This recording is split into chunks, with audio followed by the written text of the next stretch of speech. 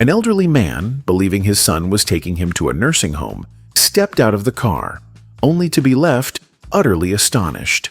What he saw next was a heartwarming twist that would leave anyone speechless. Roberto Morales, a 72-year-old widower, sat quietly in his small room in Austin, Texas, gazing out the window at the bustling city streets. He had always been a proud man, one who valued his independence, but now his body was frail, his memory hazy, and his heart heavier than ever.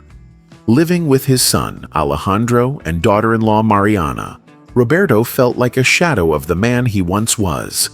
The guilt of being a burden consumed him every time he looked at his grandson's room, now occupied by him.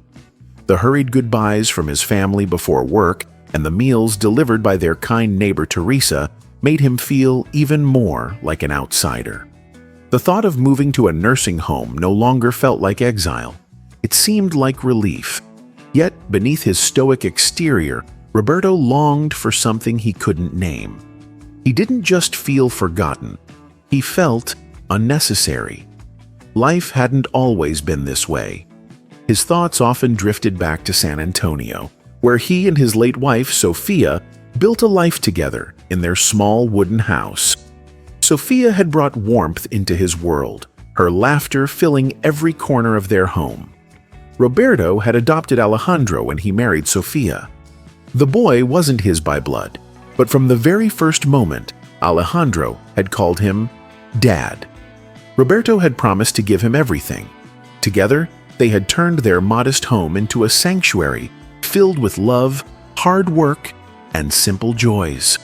Roberto had been a man of the land, tending his garden with the help of his loyal horse, Palomo. But everything changed the night of the fire. One evening, a power outage left their home in darkness. Exhausted from a long day harvesting potatoes with Palomo, Roberto lit a candle and dozed off on the couch. When he woke up, the air was thick with smoke. Neighbors burst through the door, dragging him to safety, but their home, their memories, Sophia's belongings, their shared life, were reduced to ashes. He woke up in the hospital 24 days later. The doctors called him lucky. He felt anything but. When Alejandro brought him to Austin to recover, Roberto didn't just leave behind a house. He left behind a piece of his soul. Alejandro's home wasn't what Roberto had expected. Alejandro and Mariana were busy with work, leaving Teresa to care for his meals and needs. She was kind, but blunt. "I don't want you here, Roberto," she said one day, shaking her head. "It's the same everywhere. Once we're old, our children don't want to deal with us." Her words haunted him. On his birthday, Roberto sat alone, staring at a slice of cake Teresa had left for him. Alejandro and Mariana had wished him well that morning, but didn't stay to celebrate. The loneliness was suffocating. He couldn't take it anymore. One evening, he confronted Alejandro. "Take me to a nursing home," he said firmly. "Sell my land in San Antonio and use the money to pay for it. I don't want to be a burden to you or Mariana." "Not now, Dad," Alejandro sighed. "We'll talk about it later. I've had a long day." Roberto's frustration boiled over. "If you won't, I will. I'll find one myself." Alejandro simply patted his shoulder and walked away, leaving Roberto feeling more invisible than ever. Days turned into weeks.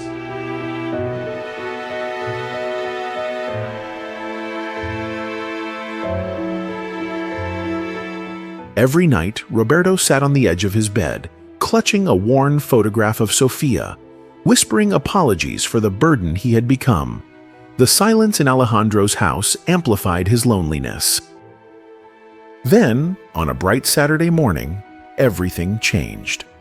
Alejandro entered Roberto's room, dressed in a crisp white shirt, carrying a neatly folded pair of pants and a fresh set of toiletries.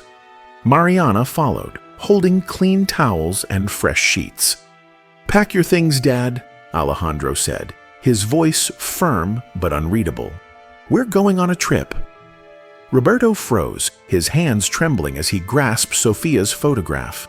The words echoed in his mind, filling him with a bittersweet mix of relief and sorrow. Finally, he thought, "They're taking me." He nodded silently, not daring to meet Alejandro's eyes, afraid of seeing pity, or worse, guilt. He packed quickly, folding his few clothes with methodical precision. His heart ached as he placed Sofia's photograph on top, closing his suitcase with a sense of finality. The car ride was silent, the hum of the engine the only sound. Roberto sat in the back seat, gripping his suitcase, his knuckles white. Alejandro drove with his eyes fixed on the road, while Mariana gazed out the window with a small smile on her lips. To Roberto, that smile felt out of place, an odd glimpse of joy on what he believed to be a grim day. As they left the city, Austin's towering buildings and busy streets faded into rolling hills and vast farmlands. The scenery blurred, but Roberto noticed every detail. The weathered fences along the road, the clusters of wildflowers dotting the fields, the occasional oak tree standing tall against the sky. These sights transported him back to his youth, walking with Sofia through the countryside, their laughter filling the air, dreaming of growing old together. He remembered her laughter, the way it bubbled up when he told one of his bad jokes. He remembered Alejandro's first steps, how the boy had tumbled into his arms, giggling. He remembered his garden in San Antonio, the rich scent of freshly turned soil as he and Palomo worked the land. A shaky sigh escaped him as his eyes filled with tears. He wasn't just leaving his family. He was leaving a lifetime of memories, a home that no longer existed, and the dreams he once shared with Sofia. Alejandro glanced at the rearview mirror, noticing Roberto wipe his eyes with a handkerchief. "You okay back there, Dad?" he asked, his tone casual but laced with concern.